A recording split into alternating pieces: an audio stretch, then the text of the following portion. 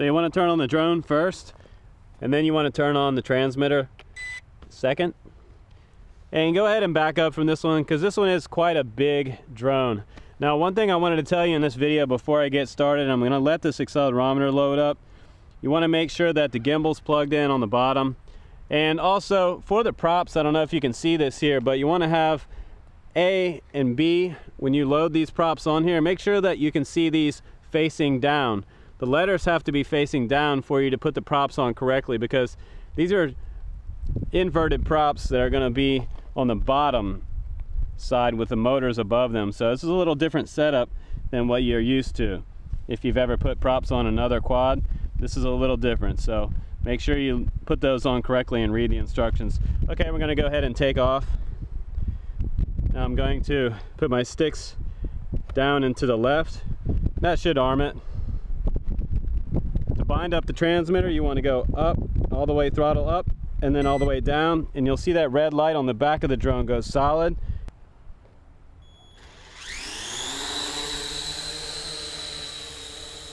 A little bit noisier than some of the other quads out there, but you know what? That's because we have brushed motors on there. They're not brushless. So you're hearing those gears up inside there. And I'm flying at line of sight, mainly because I don't have FPV on this one. But pretty easy to tell which way it's going. If you long press on the video button, that should start the video. So hopefully I'm recording video, guys. It does have a camera on there that you can angle. You can change the angle of it, so that's pretty cool. And also, guys, it's pretty windy up top above these trees right now. It's a beautiful day to fly, but it's really, really windy, so this is gonna be some wild footage. It's a little bit bouncy up there, so I do apologize if it's abnormally shaky. Just gonna try to get up a little higher so you guys can see some nice footage. Now, this is supposed to have about a 300-meter range on the FX122. And if I had the Wi-Fi app, I would be able to tell that I'm recording video. That would be really nice.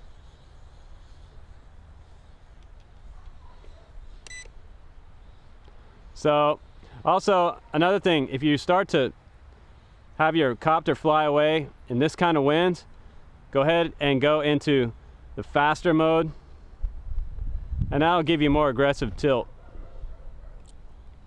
And that way you'll be able to come down. So it looked like I got pushed back by the wind there, so I'm flying a little bit lower to come back.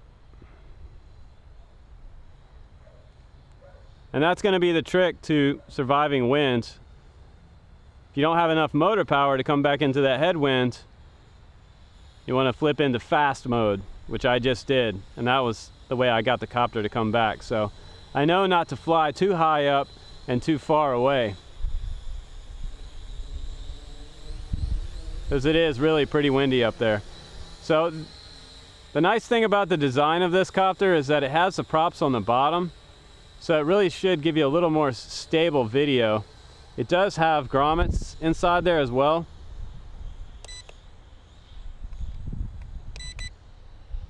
Inside the gimbal, so that'll give you a little better stabilization on the video.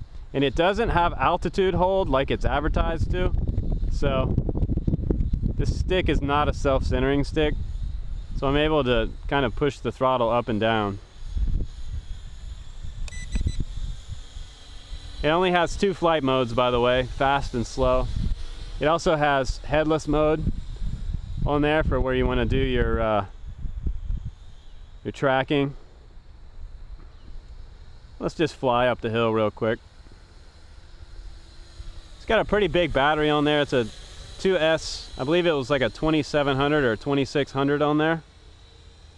Pretty nice size battery on this quad. It's not a little wimpy battery, which is nice.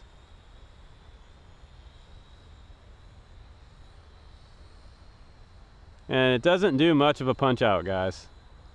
We got brushed motors here, so I can come in and hit the throttle. That's full throttle right there.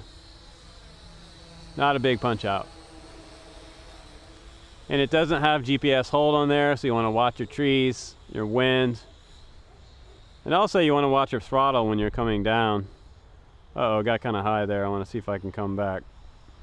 Full stick forward. Cutting the throttle down so I come back. There we go. And that's also a trick, guys.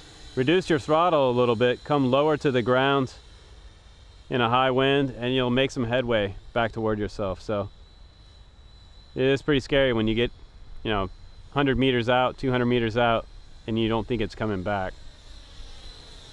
But when you're flying line of sight like this, really helps a lot to keep it in a little closer. When you don't have FPV, of course.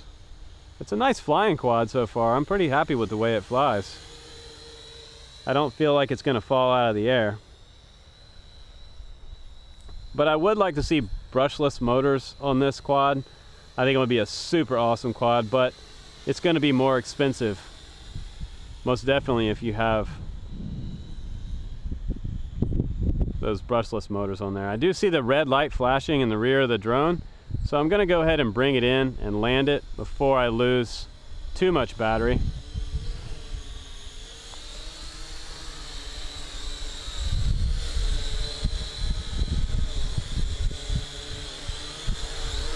Okay, coming in a little bit windy.